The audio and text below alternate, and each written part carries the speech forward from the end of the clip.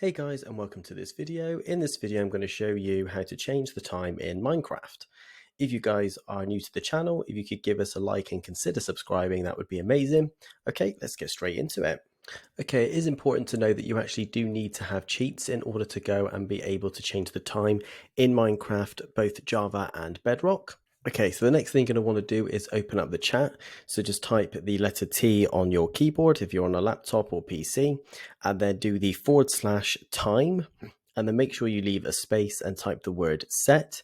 Okay, so the following options will appear after you've done that. So we've got day, midnight, night, and noon. So then all you need to do once you've chosen what you would like to set the time to, I'm going to do this to midnight. As soon as you type in midnight and press enter, then it changes to midnight. If you then want to change the time again, you just do exactly the same process, /time, space, set, space, and then choose the other time zone that you want to go into. And for this example, I'm going to then choose noon and then press enter, and then it changes back to noon. And that's pretty much it. That's how to change the time in Minecraft. I really hope you found this video useful. If you could give us a like and subscribe, we would really appreciate it. And I'll catch you guys in the next one.